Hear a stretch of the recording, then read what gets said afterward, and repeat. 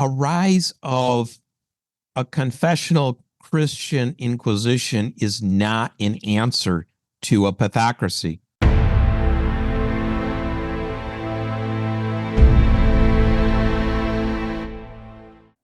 Welcome back to MindMatters, everyone. I'm Harrison Cayley with Elon Martin, joined for the I don't know, is this your fifth appearance, Arthur? It's getting up there, but but another appearance with Dr. Arthur Versluis, author of the most recently American Gnosis, Political Religion and Transcendence.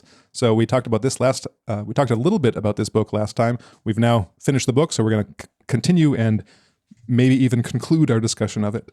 With that said, welcome back, Arthur. Looking forward to this talk. I'm looking forward to it too. It's always good to be with you and talk about these different things and explore subjects. So thank you. Oh, thank you. To give viewers who might have missed that one, I'll just give a very brief summary of some of what this book discusses. I'll start with the conclusion, because it kind of wraps everything up. You cover a lot of ground in this book, from literature to psychedelics to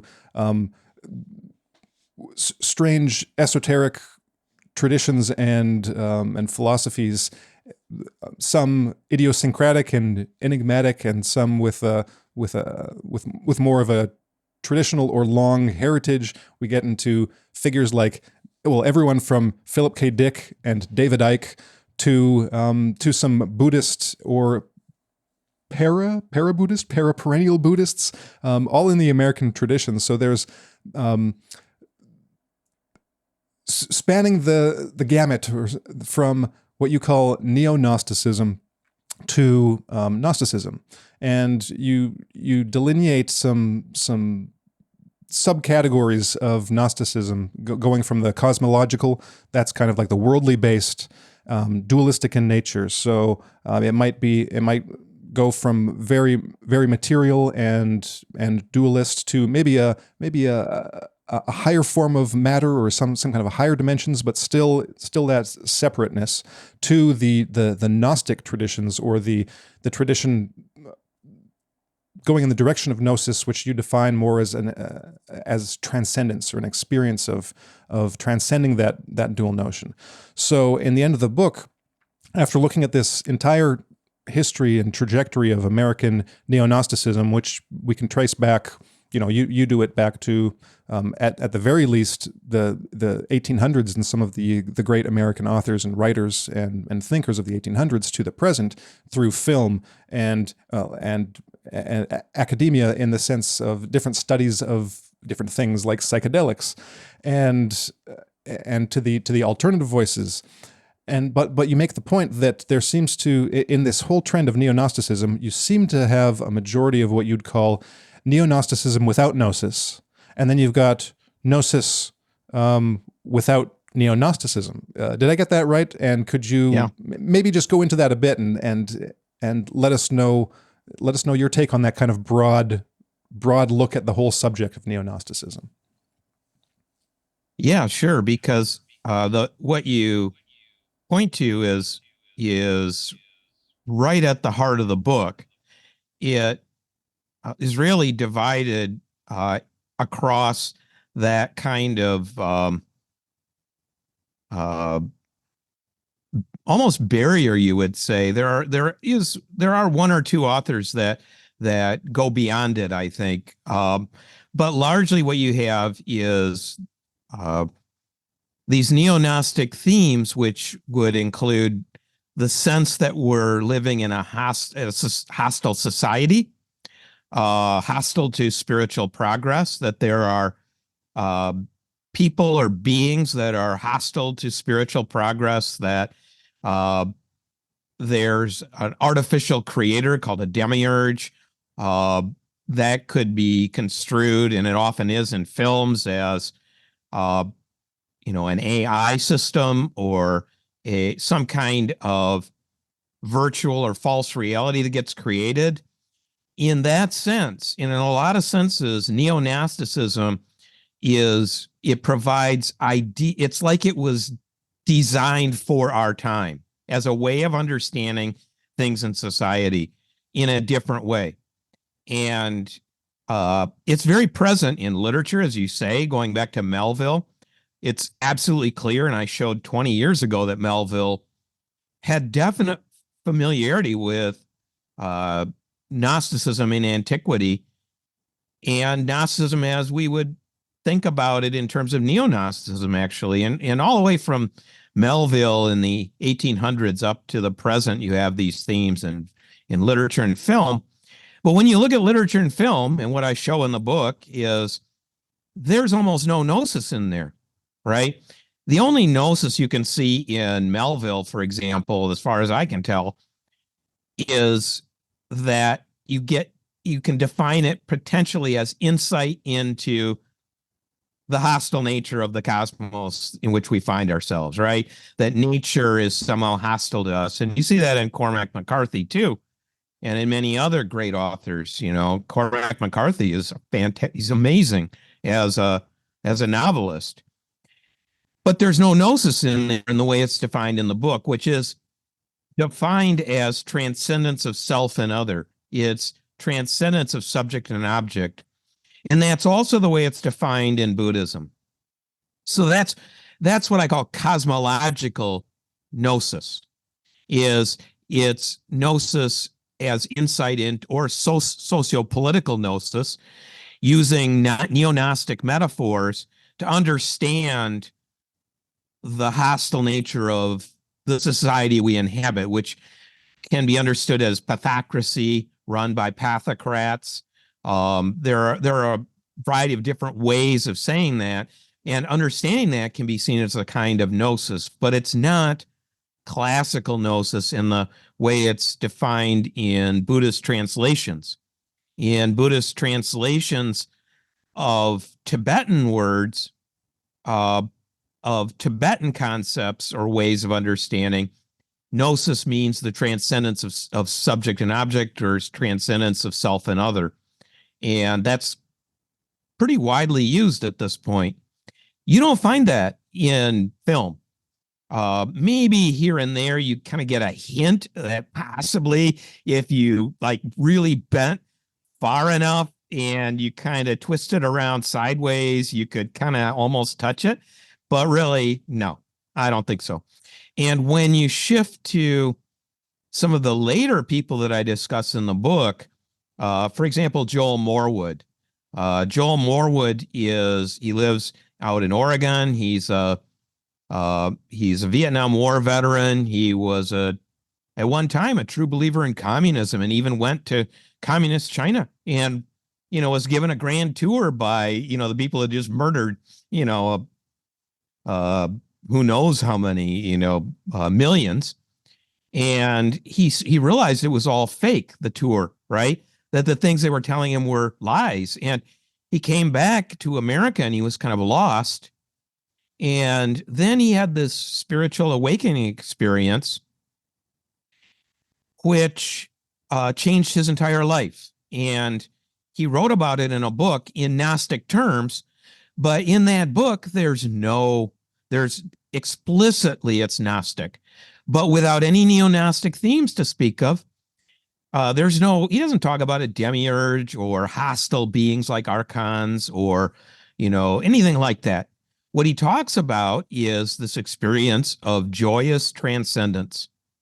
That's gnosis, much more in the classical way of understanding it, which you see carried to the Christian tradition in a kind of almost subterranean way, in a kind of it's like packed in the bags of the caravan, but very few people get to it. And it's there. I discuss it in a book at length called Platonic Mysticism. And what Morwood is doing is it's very much attuned with Platonic mysticism in the tradition of Ralph Waldo Emerson, transcendentalism, the idea that as a non-aligned spiritual practitioner, you can have spiritual insight. And that is a very deep American tradition.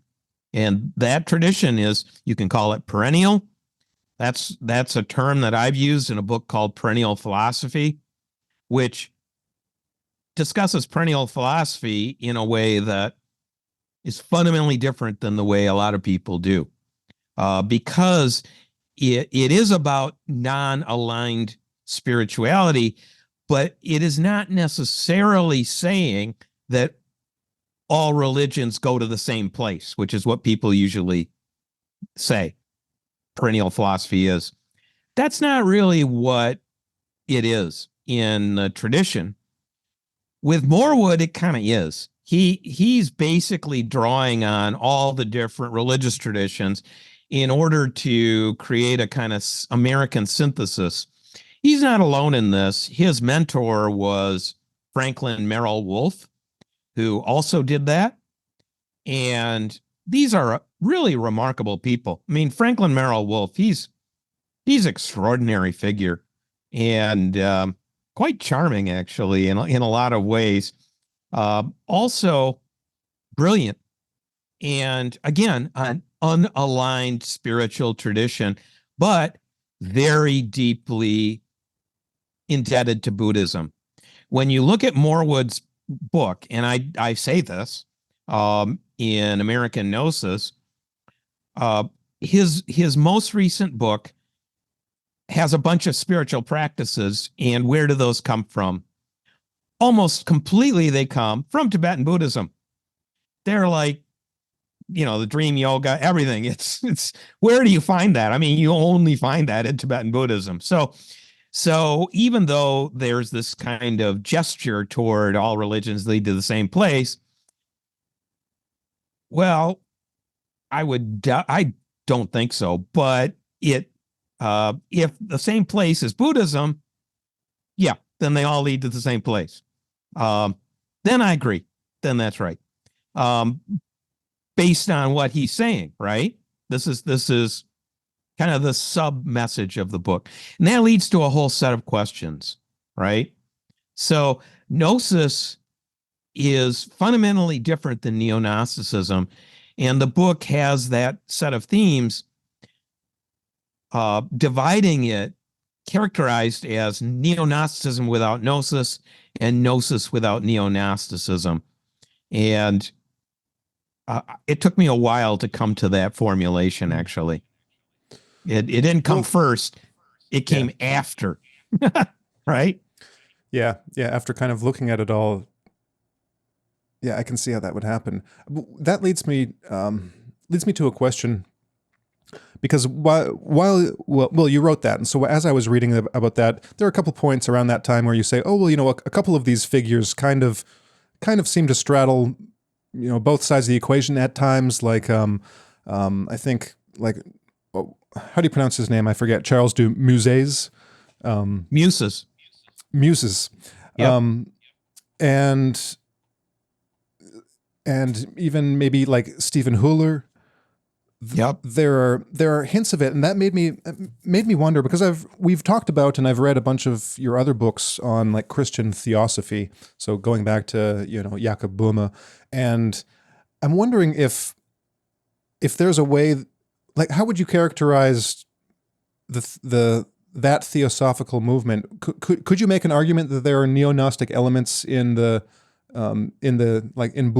about like the world of wrath and the kind of these wrathful beings and things like that, but at the same time you've got this kind of non-dual via negativa practice and philosophy going on. So how would you characterize that, or would you see them as kind of straddling both of those worlds?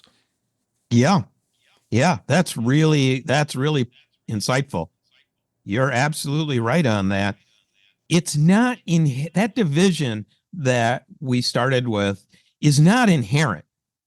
There's no inherent, like, locked in quality where you got to have one or not the other. There's no intrinsic reason that it's more like a spectrum, right? And it's possible to bridge the gap, as it were. And Huller does it. Stephen Huller, he includes all of the classical elements we would associate with Neo-Gnosticism, the archons, the demiurge, and so on. At the same time, he also includes transcendence. And he, not incidentally, as it turns out, was a refugee from communism. He had seen it in action, like this Xi Van Fleet.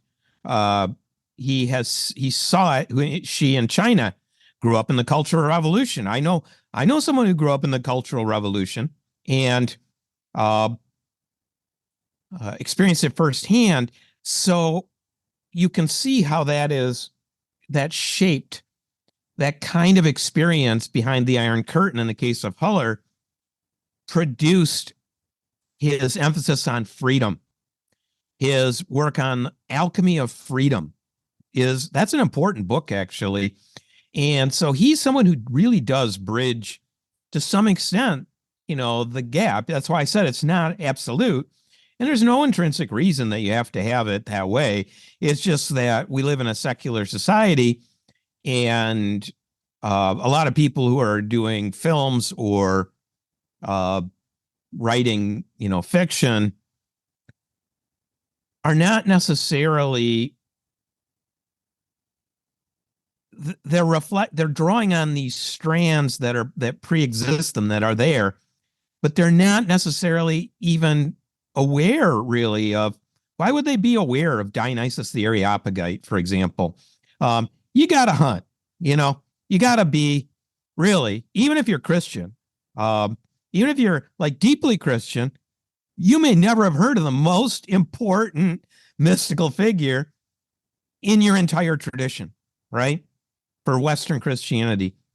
Well, then that leads to the question, why is that, right?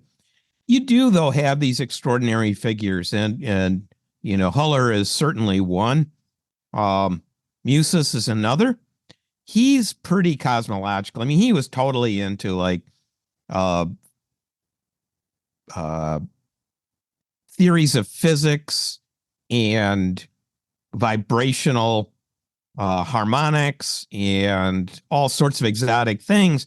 But there's at least hints of transcendence in there. But he's not like Huller, who really developed, a whole contemporary Gnostic kind of complete worldview, right? But in your book, that one of the points that seems to be apparent is that precisely what makes Gnosticism so valid a experience or an idea is that you have people who have no knowledge of history, these figures who've discussed Gnosticism in various ways, or access to any of the research, and yet people seem to be embodying or communicating Gnostic ideas out of instinct, out of a connection to some archetypal form or idea or insight that just is something that they naturally gravitate towards. And so it becomes the material of novels and movies and dissidents on the right, and all sorts of people who have something to say about something. It comes up. It's like part of a wellspring in response to what people are seeing in the world, or not in reaction to what they're seeing, but just a natural expression of what they're aligned with, without even, like you say, being conscious of it. That's what's so fascinating to me about it. It's like, on a different topic, it's like watching Vertigo by Alfred Hitchcock and seeing the Orphic myth be revitalized or re-expressed in some way. And, it's just there. It's just something to be connected to in the ether. And that's what validates it even more, in my opinion. Well, that's right. And it points to something that is there in my book called Perennial Philosophy. It's that, some things are just true. And if they're true, then people are going to find them. And That's a different way of saying at least some of this. Uh, I realize, and being in academia, you hear all the time, "Oh, you have your own truth," and so on. But that is an assertion. It's what I call a preemptive assertion. It's presumptive. It's a presumptive assertion preempting dissent from it. In other words, you just assert, well, we all have our own truth. There's just random truths floating around and so on. But what if that's not the case, right? What if that's not the case? What if there are characteristics of truth that are just, they're true, and that's just actually how it is? That's a different way of seeing things, which is in our contemporary society actually very radical, right? It's radical in the sense not of political radicalism, but of getting to the root of things, getting to the heart of things. That's what the word radical really refers to. So that's an interesting observation, I think, for thinking about dissidents within our society, actually, especially in the contemporary moment. Well, I want to come back to something that you said, Ilan, about the response. When I was reading through the last chapters, of course, you bring in Lobachevsky's work in relation to Josh Neal, is that his name? Yes. And because Neil uses Lobachevsky's work, and so one of the points that you've made right, in this discussion so far today as well, is that it seems that Neo-Gnosticism is a good description, a good framework for understanding pathocracy. And so I had a couple ideas on that. One is that it's almost like Neo-Gnostic ideas, not necessarily even in the precise language of the Gnostic texts that with words like archon and the demiurge, but the scenario of living under of a pathocracy, it seems like developing some kind of Neo-Gnostic understanding of the world is almost a natural response to a pathocratic environment, because, like you said, it's just it's true on some level, and we can go through the levels. Like it's at the very least metaphorically true when you're living under a pathocracy. You do have archons who are working against your best interests, that are manipulating reality and for their own gains. Like that's just what happens. That's what happened in communism. It's what happens arguably all over the place at various different times and in numerous different ways, with numerous different ideological cloaks. And so, but that raises another question for me, is that, okay, so we have this natural kind of response to a kind of political, socio-political subjugation of a sort, and a weird sort of, anti-social structure.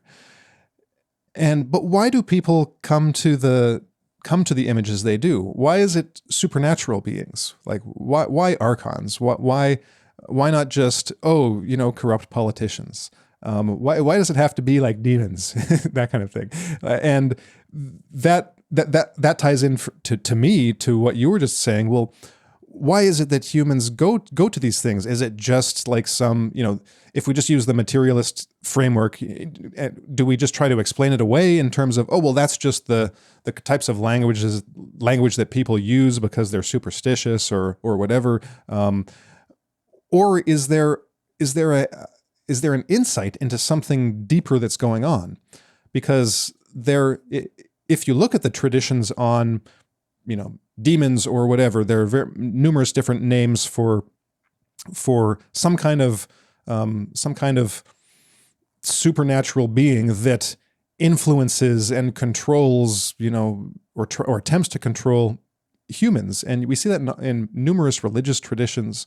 We just mentioned like Jakob Böhme and like these wrathful beings, and you've got the paintings of, I can't remember the saint, but there's a famous saint, and all of the paintings of him, he's like, he might be floating through the air or something, and he's just got like all these little demonic imps like latched onto him, and it seems to be that the imagery of beings of this sort is it seems to be part of that natural response. So the question to me is, okay, if people are gaining an insight into the nature of socio-political reality, that might be like this first level of gnosis is coming to see and know the truth about, or coming to see and know more of the truth about the nature of the world that we're in. Maybe these are like these progressive insights into the nature of reality, and maybe there's a hint that, okay, well, maybe there's more to reality than we in our kind of secular materialist worldview accept. Maybe that's approaching some other reality that actually is impinging on ours in some way. And just one last kind of thought on this weird chain of associations, but you mentioned Platonic mysticism, and in Plato's cave, this is a point that Diana Pazolka brings up, is that in Plato's cave, most philosophers and academics kind of they don't spend, well, they ignore and they don't spend very much time focusing on one of the figures in the cave, and that is the people who are projecting the shadows.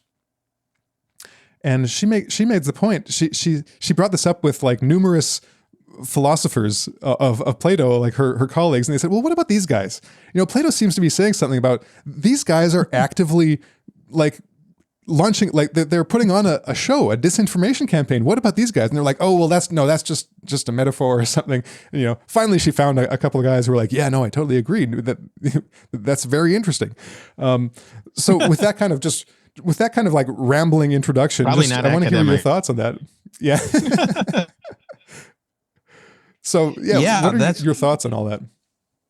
Well, I'm actually working. Well, I have been until, and I will be again. I had to pause for a little bit, but I'm working on a book on materialism, and we live in a society here. Really, I would say much more, certainly globally, as well as specifically in the United States or in North America. Society in general inculcates materialism in ways, a materialistic paradigm in ways that we don't necessarily even pick up on. It's so deeply embedded. It is in everything. It's all around us all the time. And we're not really even aware of it, because it's like air or water or something. It's just omnipresent. And I think that is very much tied to what you're talking about, because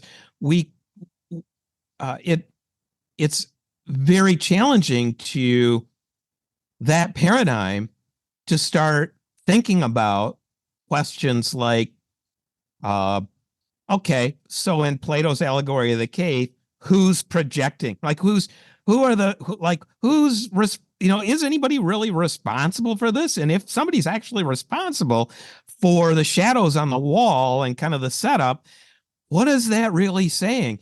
And that's why Platonism and Gnosticism and Hermetism in antiquity are actually, they're not, there's different words, right?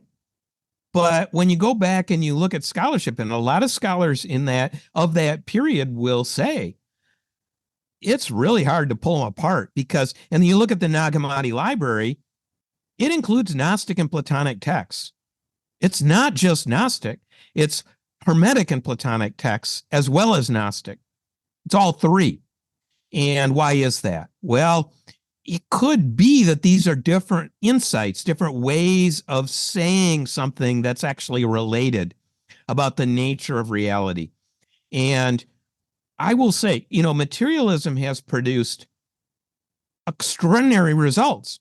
A materialist paradigm produces the Zoom we're using. It produces, the computers. It produces the airplanes, the technology, the insights from, or lack of insights or whatever, from quantum physics and all sorts of things. So I'm not saying that a materialist paradigm doesn't have utility. It has great utility. But what if it's only one aspect of the reality we inhabit?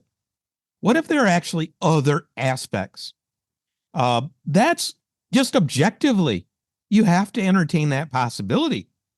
And once you start to entertain that possibility, then all sorts of other things start to occur to you.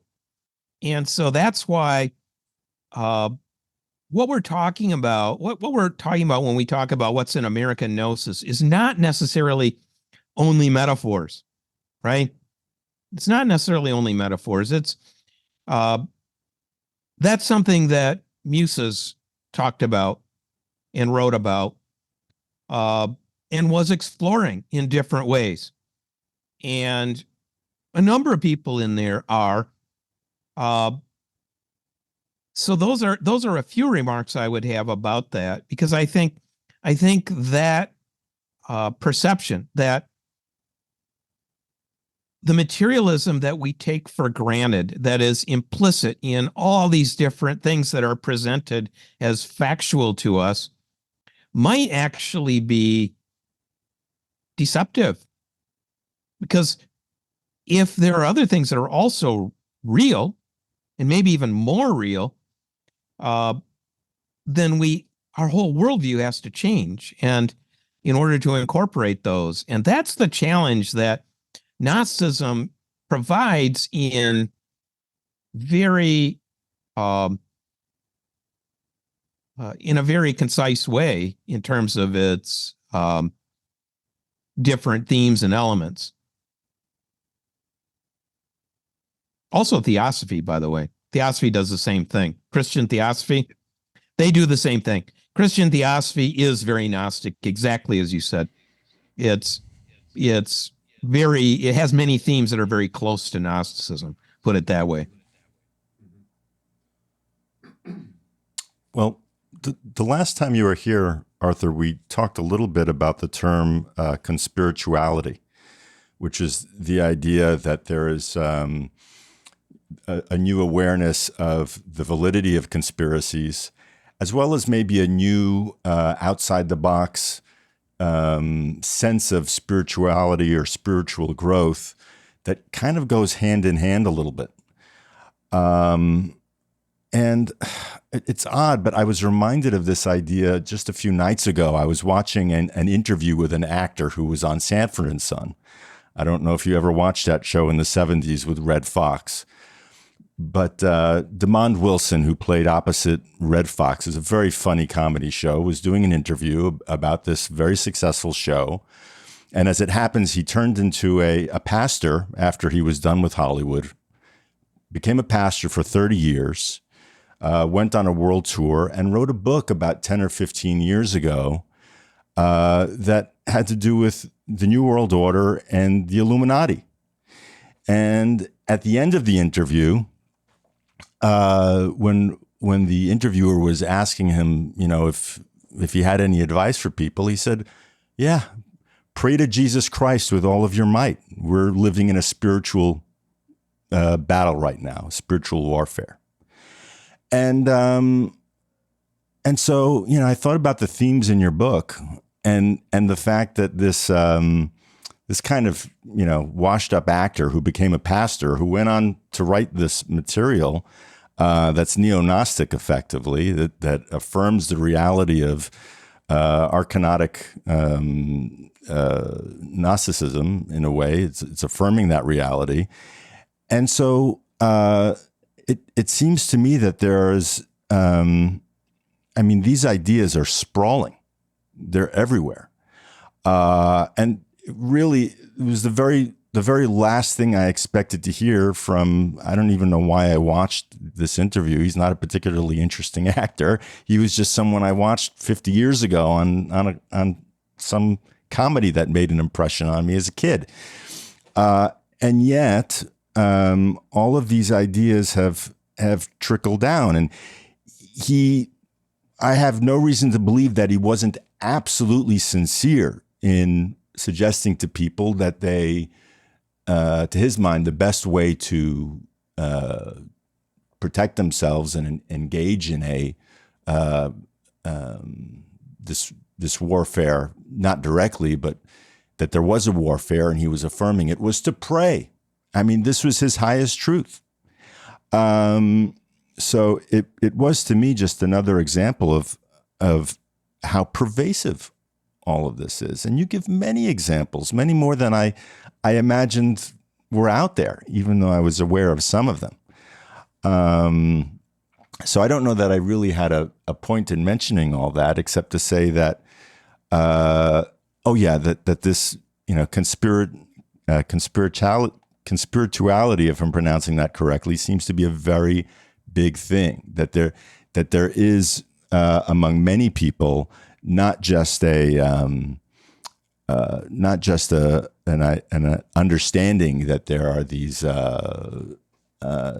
demiurges and beings that are seeking to oppress, but that in knowing that, there also needs to be some kind of reaching for an inner light that exists probably both within and without us, and that you can't really have one without the other if you want to be balanced about the whole thing.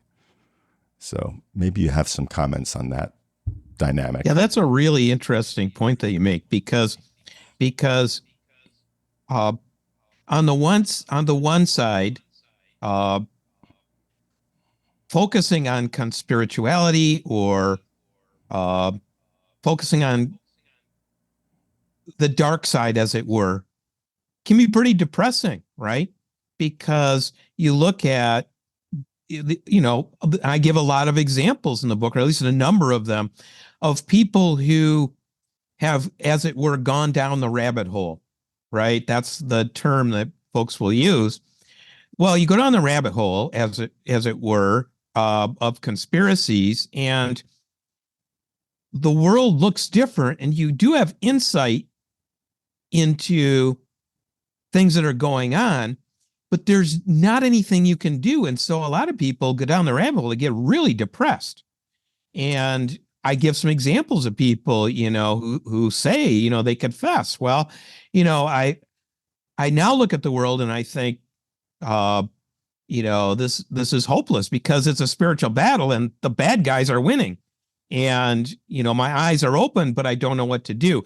And that's where the spectrum is. And I talk about a spectrum where, and I show that on Gab, for example, the social media network, you have some people who they've gone, you could say that, if you want to use that term, they've gone down the rabbit hole, but then they have moved toward affirming a spiritual practice of some kind. Like David Icke does that a lot, actually.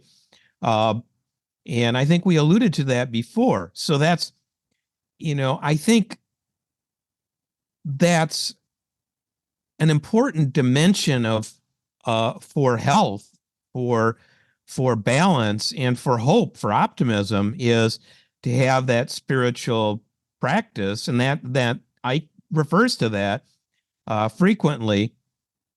Not everybody does. There are people who focus primarily on the conspiracies, and that can get depressing after a while, I think. But then there's something else in response to what you're saying I wanted to mention, and that is, in the book, I refer to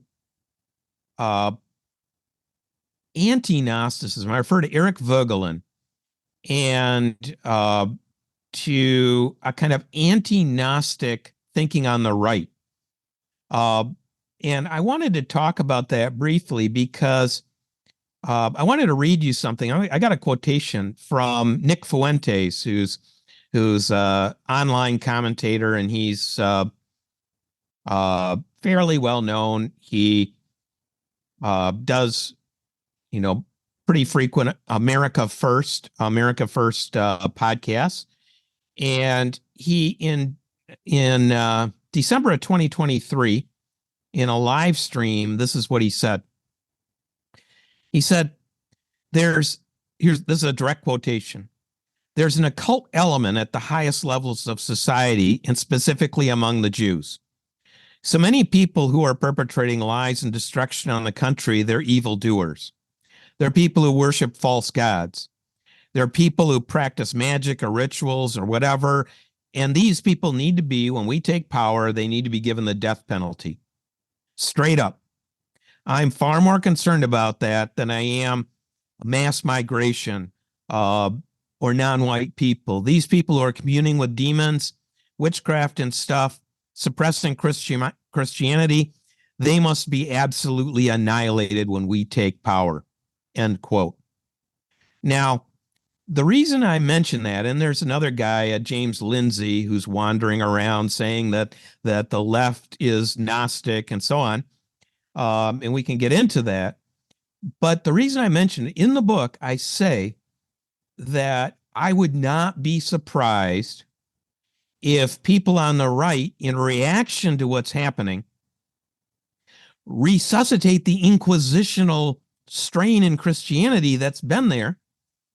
And because it's there, these things are like, just like you were saying, they're sort of embedded and they just kind of recur on their own, as it were.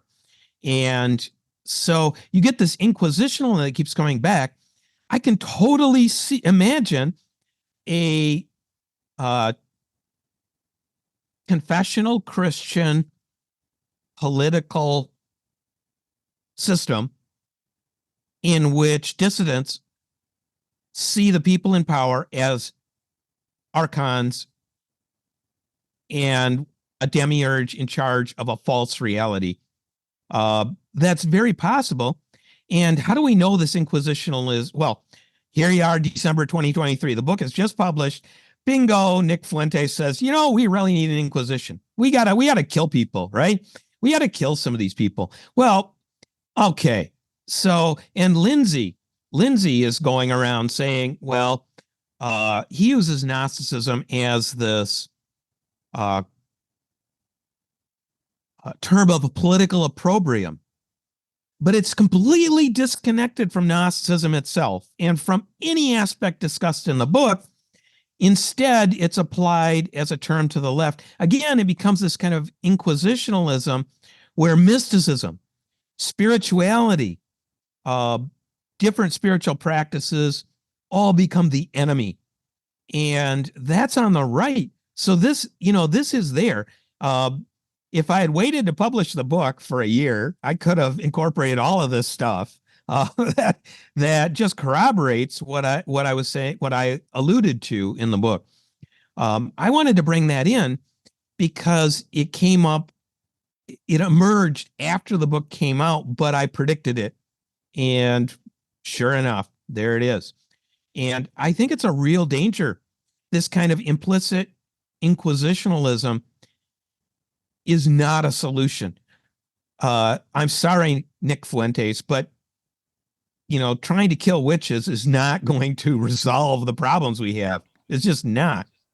So that's something I wanted to say, and it kind of comes out of what you were saying.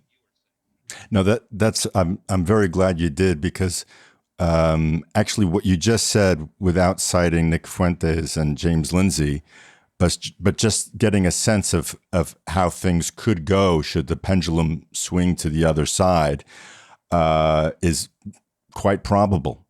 And the other thing I was thinking as you were discussing all that, Arthur, is that if there is such a thing as an archon and a demiurge that exists on a metaphysical level, that's exactly what they'd want us to do. They'd want the society to move and go witch hunting. For the purposes of discussion, hypothetically and almost non-hypothetically, it seems that there's a good chance that there are things that exist on these other levels which perhaps seek to influence large amounts of people in their own way. I think you've presented this danger very well. I'm glad you brought it up. I don't think it's something we've talked about here yet, or have we? Well, we might have maybe in our first conversation, because I think our first conversation might have been about your book, The New Inquisitions, right? And this is Right. like I've come back to that book numerous times over the past year or so, because like I've been I've been a fan of a lot of James Lindsay's work, but as soon as he started talking about Gnosticism, I just had to shake my head. And as we chatted just a little bit before we started recording, but as you said then, it's like whenever he's called out on it, he just doubles and triples down. He will never change his opinion on this, even though he's completely wrong on it. And it's you've got a whole chapter in the New Inquisitions, which I think he published in 2005 or 2006. And you pretty much laid it all out there. You looked at Vogelin, and I mean, one of the points that stuck out for me, was if you look at the actual history of Gnostics and mystics and these inquisitions, I mean, the Gnostics have never been in power. Like the Gnostics have never been the ones that are in power. The Gnostics are always the ones that are persecuted. And so to even think that we're looking at these like communist Marxist movements and the new left in America, and to call them Gnostic is just kind of, it's ridiculous, because there's no you have to go through a mental gymnastics course in order to start seeing like these 20th century like totalitarian movements as Gnostic. The most charitably I can interpret them is that the totalitarian movements are, in a sense, they're like an anti-Gnosticism. Well, like that's how you put it. But what I mean by that is that they're like a caricature of Gnosticism. And there's even a sentence in the conclusion. I don't know if I'll be able to find it really quick, where in reference to, where is it? Let's see. Thereby claiming that, I can't remember exactly what it is, but you basically say that, I think it was about materialism or something like that, and how it's almost like from the materialist perspective, it's like it's like materialism is their Gnosticism, or they claim to have Gnostic knowledge about materialism, but the point is that it's fake knowledge. So all Lindsay is really saying is that these people have this gnosis, this knowledge of something that's fake. But that's not what Gnosticism is. That's only what Gnosticism is that's only what Gnosticism is if you're like an inquisitional like Catholic who's looking at these Gnostics and saying, oh, well, they're obviously wrong, therefore, Gnosticism per se is wrong. But so to be charitable, you could make an argument that there's a slightly Gnostic structure to it, only in the sense that they claim to have this secret knowledge about the way the world works, or respond to that. Well, even that doesn't work very well, because literally nobody on the left ever that I have seen actually uses any of these metaphors, because they're the ones in power, actually. And as the ones in power, what are they doing? Well, Marxism is dialectical materialism. It's a materialistic, explicitly materialistic ideology. And by definition, when it takes over, for instance, in China, the Cultural Revolution, when it took over when they took over invaded Tibet, the destruction, who was destroyed, who was killed, it's the religious people in the French Revolution who, when the people in Western France rose up, who was it? Who did they kill? Well, it was those people, right? The religious people who resisted the French Revolution. So who are the victims? Who are the victims of the Inquisition? Exactly as you say. Giordano Bruno, the great mystic, great writer, philosopher, burned at the stake. Marguerite Perret, burned at the stake. So you go back and you look at why do we know relatively little about Gnosticism? Because the texts were largely extirpated. We only happen to find some in 1945 in a cave. Okay, so it's somehow it's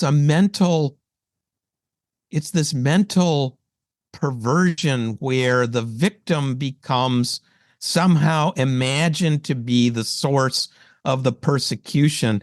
And to even get your head around that, to even be able to articulate it and get your head around it is ludicrous. I mean, it requires mental gymnastics of a form that are so bizarre that, you just throw up your hands, you shake your head and say, well, that's not worth even discussing, right?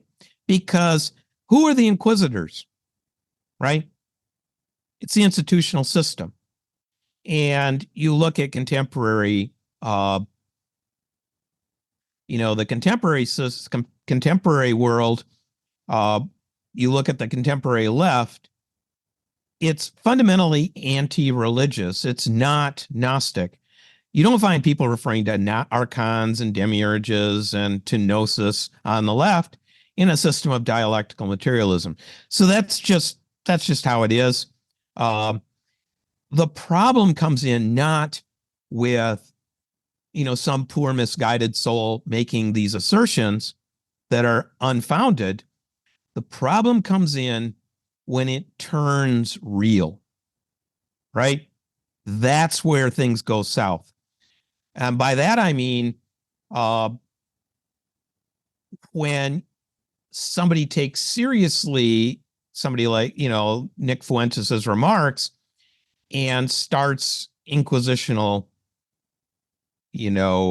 activity, or when the people in power say, well, we have to institute our ideology, and to do that, we have to extirpate the people who are against it. Well, who is that? It's people who are religious or spiritual or, affirm non-materialistic premises.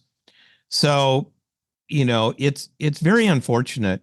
And I have little hope that you can stop it or turn it around for this or that individual going around with a Vogelinian kind of argument.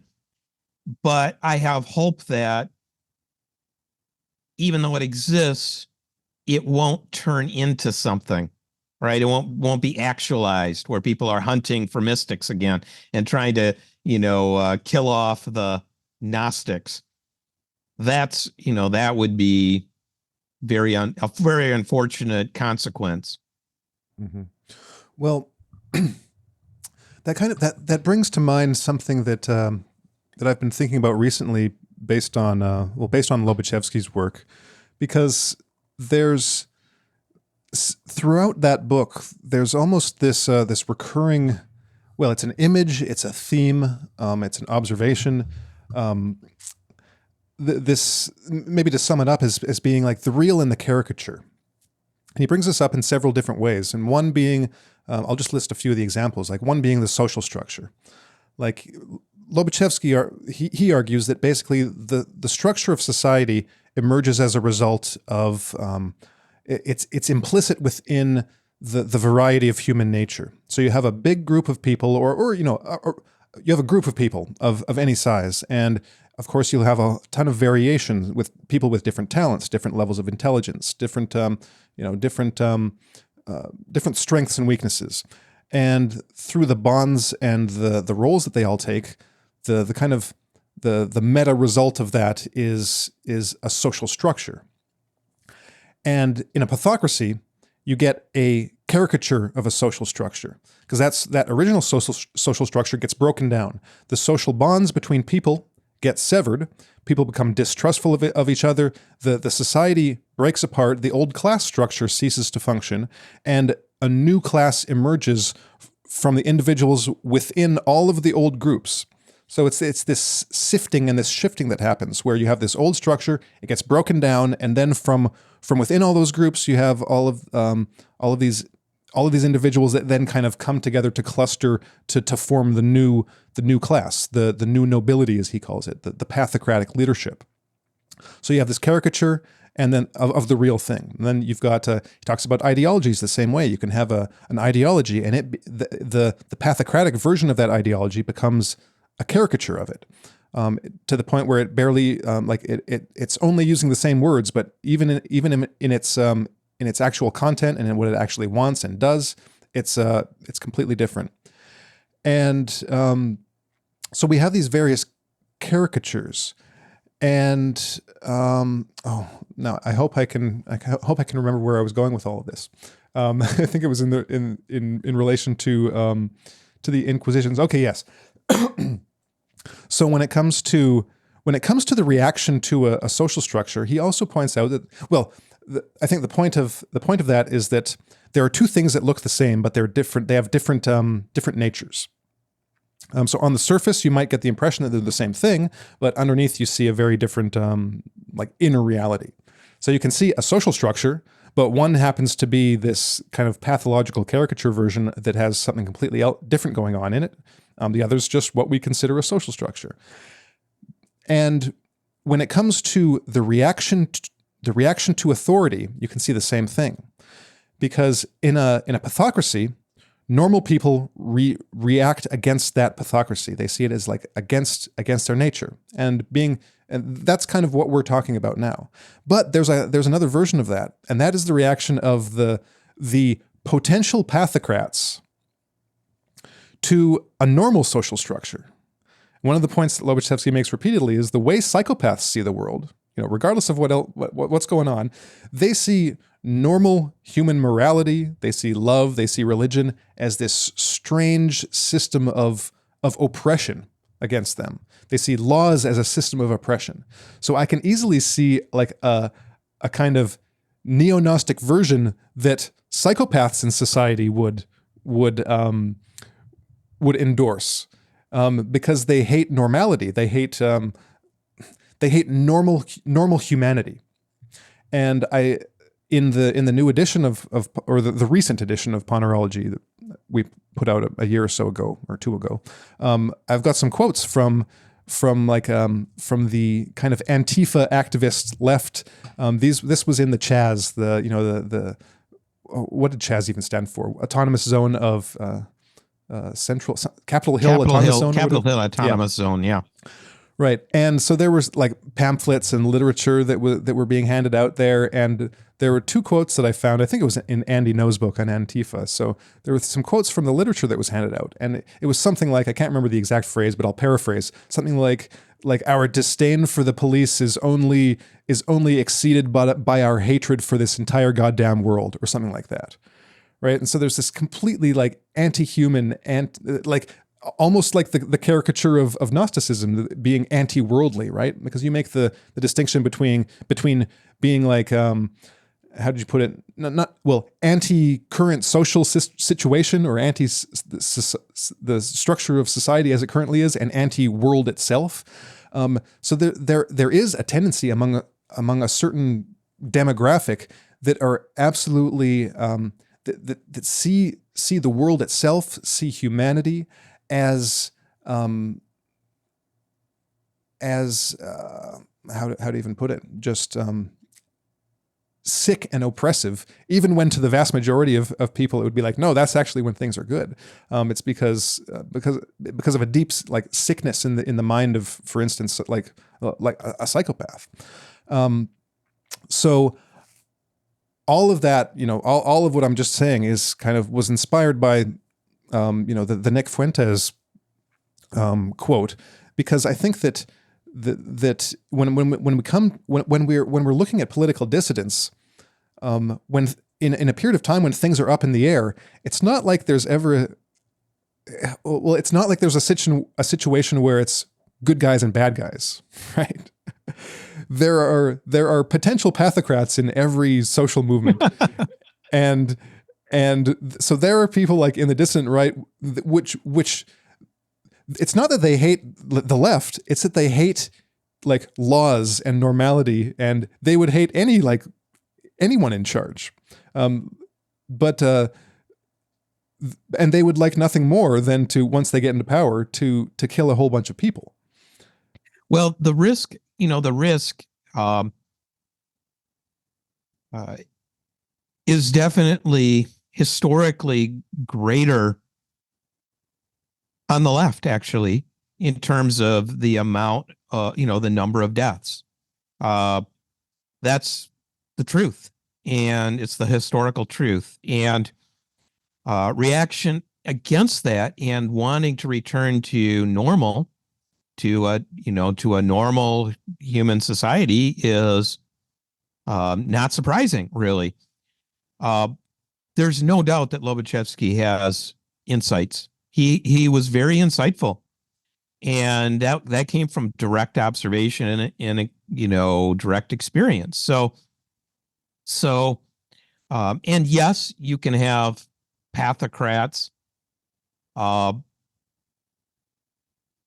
emerge, and gain power, but that requires a pathocracy, which is a particular kind of materialistic, pseudo-religious ideology. It's a particular type of ideology. So what I'm saying is that a rise of a confessional Christian Inquisition is not an answer to a pathocracy. Mm-hmm. Potentially, it could create a pretty toxic social mix based on comments like I read earlier. So it's not, what I'm saying is that it's not a healthy response to pathocracy as such, but it isn't necessarily the case that opposition to an emerging pathocracy is therefore itself pathocratic. I don't think that's the case. I don't think that's the case. I think that like Czesław Miłosz wrote about, he also had experience behind the Iron Curtain growing up, and in The Captive Mind he writes about this experience. And under a secular materialist communist authority, people live in fear, and they have to develop a false mindset. They are compelled to falsify, to create a mask, to put forward a false self in order to survive in that environment. And that's he discusses that at length in Captive Mind from an experiential point of view, what it's actually like to do that. That's relatively new in the world, actually. This is a modern phenomenon, what he's describing in Captive Mind. What's the opposite to that? What is the antidote to that? It's not more centralization. It is a decentralized, healthy, balanced culture. It's the development of culture that has a spiritual center and that encourages empathy. What characterizes pathocrats is a lack of empathy. It's a lack of compassion. It's a lack of ability to understand the other. What characterizes mysticism is the opposite of that. It is compassion. It is empathy. It is understanding. It's kindness. That's implicit in mysticism. And it's inherent in spirituality itself. So that, I think, is a different way of describing the antidote to pathocracy.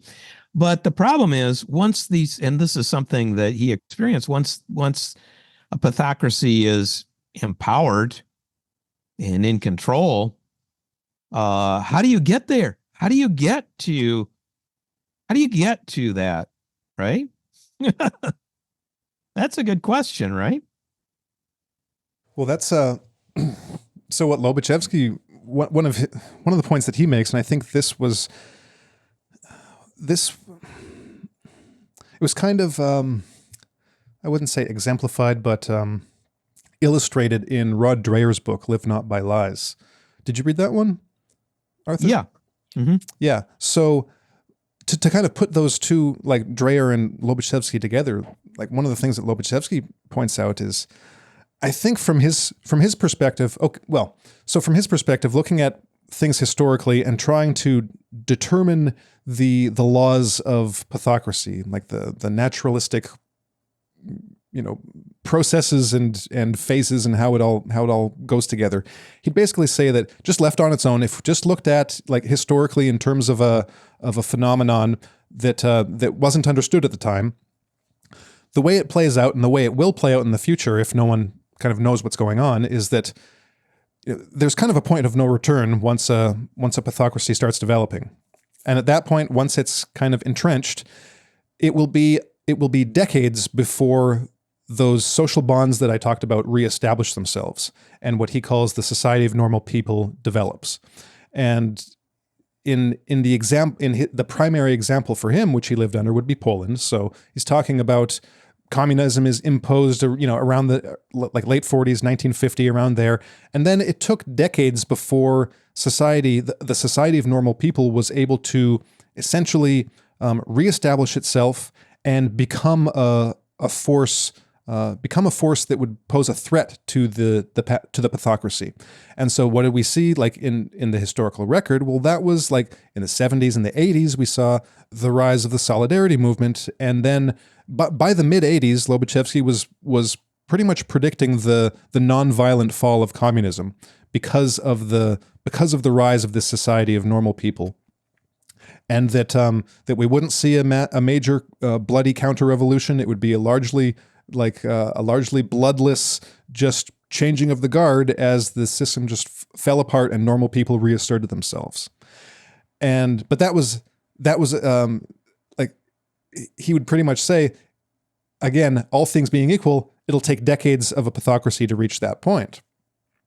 And to put that together with Dreher talks about the religious, almost like there's like a thread of mysticism I see like running through those Christian groups, like underground groups, that was one of the ways that they reestablished those ties with each other is through their spirituality, through their religion. And old like denominations and like sectarian differences ceased to matter under a pathocracy because they all got to the heart of the matter. They all realized like they could put all that stuff aside as being like irrelevant to the matter at hand, which was not only survival, but the survival of their spirits and their souls. And people would come together of different denominations, and they'd get together in these groups and have these. It would be like an underground church. And the spirituality, arguably, and religion, and Lobachevsky talks about this too, was one of the most important things for creating that social cohesion, that bond, and that religion, that religare, that binding togetherness, and that's just from like a sociological perspective, not even taking into account the kind of metaphysical stuff that might be going on there and the significance of that. So I think in that sense that we could tie all of this together, and even these neo-Gnostic elements, is that there's something like pathocracy is a sign of a deep social and spiritual illness and disease, and there's this anti-religious and anti-spiritual component to it, that it seeks to destroy that in other people, and yet and the resistance to that is formed by the people affirming and rediscovering those things, and they acquire the kind of power and vitality that they lacked maybe before the imposition of pathocracy, because people got complacent and were and hedonistic, and the feeling of the archon's boot on one's throat is kind of like a motivation to rediscover these values and these experiences, and it creates the crucible, that alchemical crucible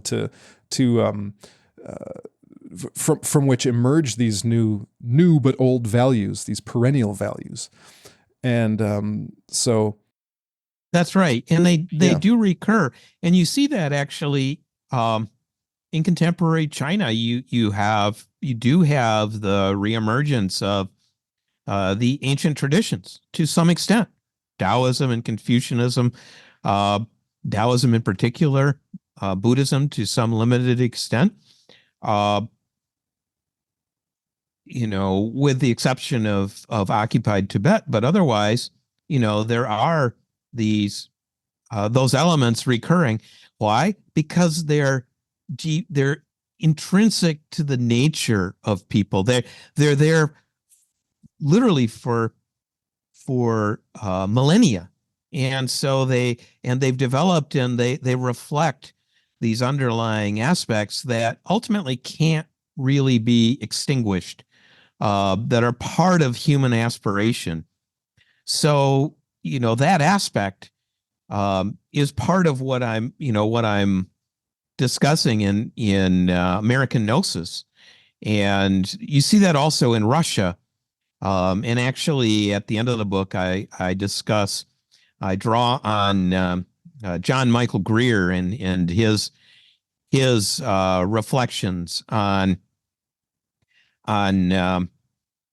the emergence ultimately in the future. I talk about theories of history and the idea that which has recurred in a number of places, that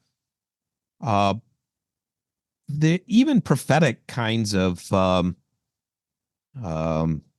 even prophetic kinds of ideas about Russia and America as having this ultimately spiritual significance and a spiritual destiny.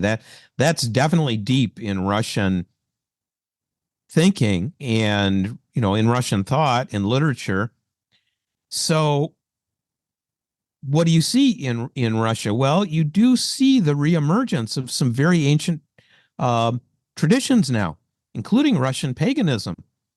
A friend of mine wrote a book on occult Russia, which is extremely interesting. It's not occult the way you might think of it. It's occult in the sense of hidden, but recurring, these ancient spiritual traditions that include orthodoxy and paganism reemerging. Why are they reemerging after all of these, all of the things that the Russian people suffered? Well, because they're intrinsic, they're embedded in that culture, and so of course they're going to reemerge. And the same is true also of the American current. There are in a lot of my work has to do with the American spiritual current, you could say, and that includes people like Ralph Waldo Emerson and the other transcendentalists. It includes people like Franklin Merrill Wolfe. It includes, somebody contemporary like Joel Morwood. It includes a whole array of figures who represent something independent. It's an independent kind of spirituality. You can call it perennialist, perhaps, but it has its own intrinsic character. And there's something kind of mysterious about that. And it just keeps recurring. It's not like it is necessarily conscious even. It's in the sense that, I'm an Emersonian. It's rather you see this pattern of perspective recurring. So there's something to that which is cultural that is not explicable in a materialistic paradigm. And I think that's a really vital element for understanding American history and American literature and culture. And I think it's a vital element also for understanding Russian. So regardless of these kind of prophetic ideas, that Edgar Cayce or others have put forward, I think there's a different way of understanding it, which, Ken Wilber also represents to some extent. I mean, he also represents this American tradition. And that to say that is not to say I'm an integralist, or that I'm a Wilberian or whatever you want to say. It's just objectively, you see these patterns recurring. That's how it is. And that has a significance which is more than material. So, and it's a cause for optimism, because these traditions or these cultural elements resurge. They resurge. And that's cause for hope, I think. And that's part of what this book is about too. These patterns are recurring, and you see them recurring in American thought. And I think that's really vital. I think it's really important. Even if this or that figure, you're not going to buy into this or that, maybe not reptilians or from other dimensions, or you don't want to go there. That's fine. But still these patterns recur, and they have intrinsic importance, vitality. Mm-hmm. So I think that's an important thing to say. And there's such it is such a rich, such a rich history, in the sense that there's a lot to choose from in the clothes that any new culture arising, like you quote from Greer, takes. Because even there's even a Christian theosophic, American, tradition that can be drawn from like the I can't remember their names, but the groups, I think they were in Pennsylvania, right? That came over. Yeah, there were others as well, but definitely there was Ephrata in Pennsylvania, Wissahickon community. There was one in Michigan, actually, and there were some others that were more scattered elsewhere. And I've actually talked with descendants of people from that tradition who brought theosophy to the United States. This is something that I've been thinking a lot about. And actually, I have a book coming out. I've already submitted it. It's with Inner Traditions. And it's a book about the alchemy of culture. And it's called Gathering Light. And it's drawing on the classical alchemical tradition, going back to the Emerald Tablet and, Greek antiquity and before that Egypt. But it's also drawing on the theosophical practices of alchemy, spiritual alchemy. And so I discuss that. And then in the book, I also discuss how culture emerges and what living culture is, and how you develop decentralized alchemical culture, how alchemy is a way of understanding how healthy culture emerges. So you go through the dark period, you go through the period of the sifting, you go through the period of illumination, you go through the period of the reddening and the final phase and the culmination. And that is a way of understanding how healthy culture. It's the exact, in some ways, it's the what I'm looking at is the opposite of political ponerology, where he's looking at how the sick society comes into being and how long it takes to get rid of the thing. And what I'm looking at is, okay, how does healthy culture, decentralized culture emerge? What are its characteristics?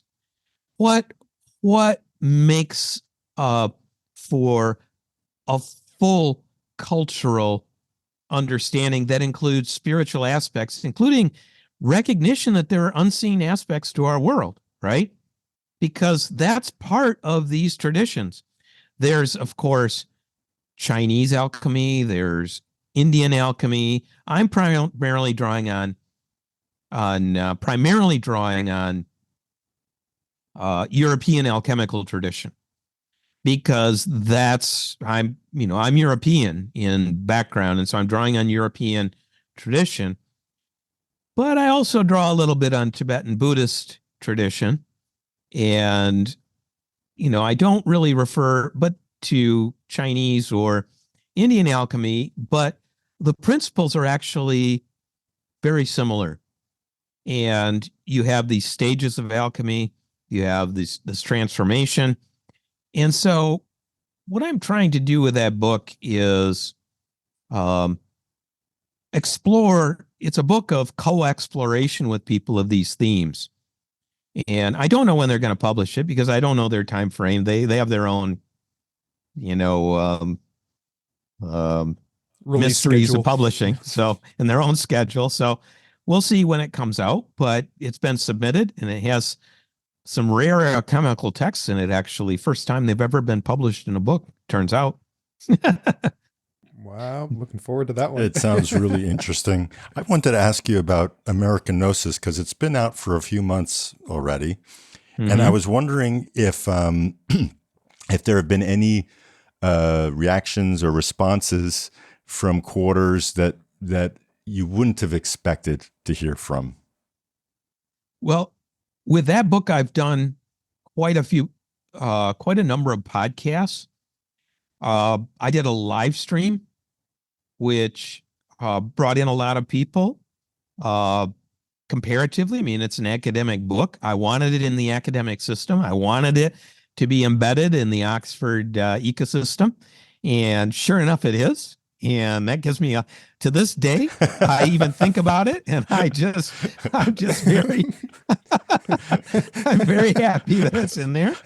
And so that's good. I have gotten a lot of back and forth with people. I've had people contact me from all kinds of unexpected places.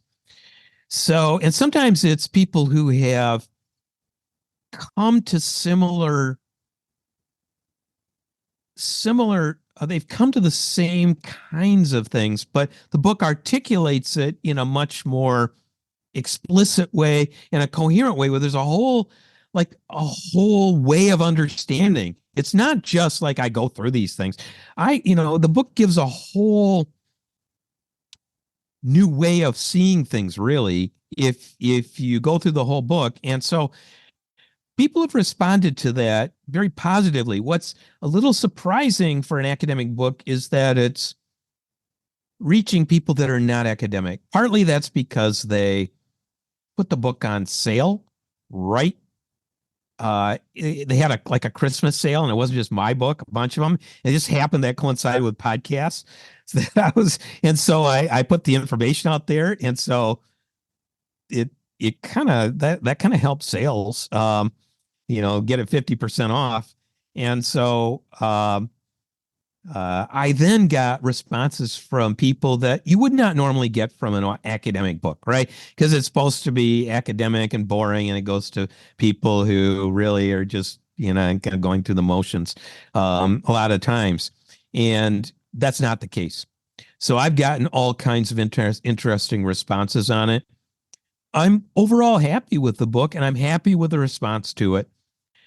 It was meant to reach the people that it has been reaching. Of course, there are going to be people who don't like it.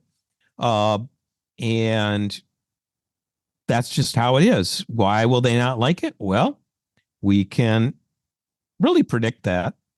It's pretty predictable. So that's how it is. That's the world we live in.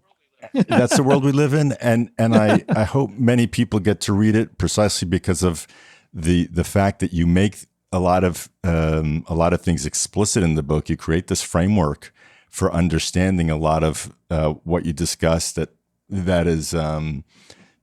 makes a lot of the subject matter accessible to people who may not be so familiar with many of the people and the ideas that you present. And I also wanted to ask you, any sense as to when it is going to come out in softcover? Or if. It should. You never know with, academic publishers. Platonic Mysticism did come out in a accessible hardcover or a soft paper version after a year, and it sold quite well. And because of the publicity that I've been doing for this book, I would anticipate it will happen. I don't know for sure, because you never know with any of these.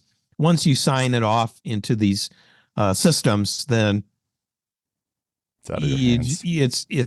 there were surprises in the production of the book as well that I won't go into, because it's really a system. I mean, it's a machine almost. That's not the case with every publisher. Some of them, it's very humane. It's very human centric. So, we'll see, but I hope it does. I think it will reach more people, but even as it is, it's been surprising. And, I was contacted instantly by a scholar from Poland who, we become friends as a result of this and going back and forth. And there are many things, including Lobachevsky, that are very interesting for him. Cool. That's great. Yeah. Well, Arthur, do you have time for maybe one more question or or thread, or how are you doing for time? We're okay. We can do one more. Okay. Then we'll need to draw it to a close. All right. I wanted to get back to this, kind of like a bonus question for everyone that's stuck through to the end. I wanted to get back to the question that came up just a little bit on when we were talking about Neo-Gnosticism as kind of a natural response to a certain socio-political situation, but also as kind of perhaps hinting at other realities. But to get into this in regards to culture, one of the big things about American culture is, for the past 70 plus years, has been kind of a weird kind of culture, in the sense that it's it's reviled and yet always there and always present, sometimes just under the surface, and that's like UFO culture, the UFO phenomenon. Now, of course, in recent years, it's been getting a lot more publicity, especially in the last year with the congressional hearings and proposed legislation talking about non-human intelligences and UAP craft and all kinds of weird stuff. And even the title of your book reminded me of Diana Pasulka, because you've got American Gnosis and she's got American Cosmic, totally different books, but with some overlap. And Yeah. I guess I just want to know your thoughts on that, on just that whole situation. Of course, it's a big topic, so just a few thoughts. But and of course, UFOs are part of the book. You've got David Icahn here, of course. You've got Serrano talking about with his esoteric Hitlerism and all the Nazi UFOs that we were joking about in our first talk on the book. So just. Yeah, I just want to hear a few of your thoughts on that whole scene and where it might fit into your work, how you see it, how you might see the future, just anywhere you want to go with that. Sure. I will say very briefly that one of the reasons that I think UFO or aliens or that whole kind of area has so much I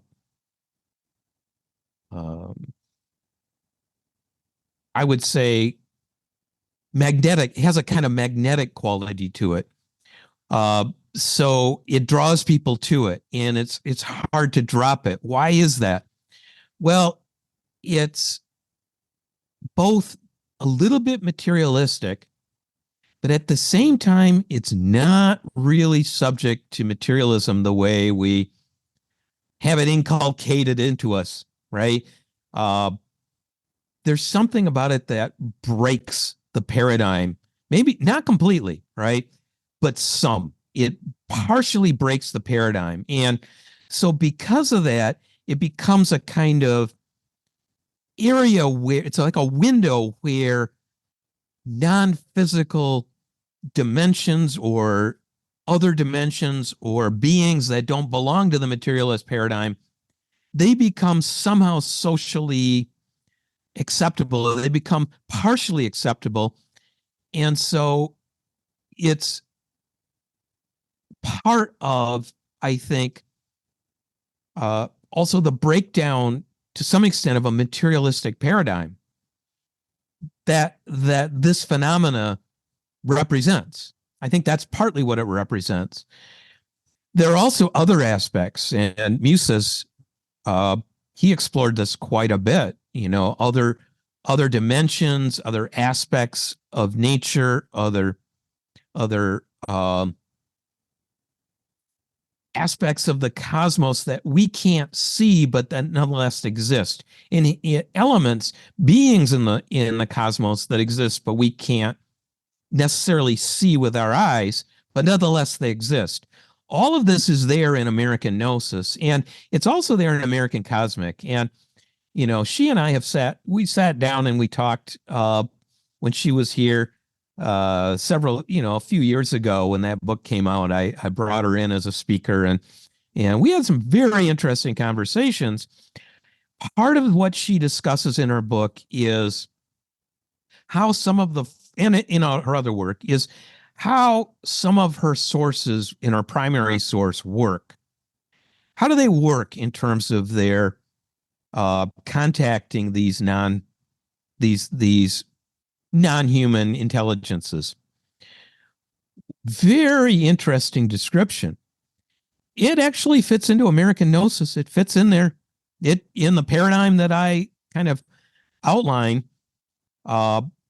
The main source that she has, and others that she knows, work through a kind of attunement, there's a process of becoming aware, of becoming familiar, of connection. Well, you can call this spirituality if you want. You can not use that term, but it occupies a space that's not explicitly religious, and it's also not explicit. It's clearly not secular exactly. So what is it? It seems to me like what she's writing about is a pretty American phenomenon, really. It's this independent spirituality of a type. That's not to say that everything in UFO literature or every alien being is necessarily benign. I'm not saying that. I'm not saying that at all. I'm saying that there are elements that fit in this paradigm that I outline in this book. There's overlap, as you say. And she's someone I'd suggest people read. If you haven't read her work, she's quite interesting, Diana Pasulka. And there's overlap, and I think there is an American current which has characteristics, just as there's a Russian current that has Russian characteristics, and these recur, and that's what you see in these phenomena also. And they're beyond any individual. They're beyond us. They're beyond me. They're beyond her. They're beyond us as individuals. And that's part of what these books are about. And that's what I explore. And it's really been fun to talk with you. I enjoy our conversations. You're fearlessly exploring things, which why not? Why not? Why shouldn't we explore these things? These are things that are worth exploring. And that's what I'm all about. So I'm glad to share it with you guys. It's really been fun. Same here. Same here. All right. Well, thanks, Arthur.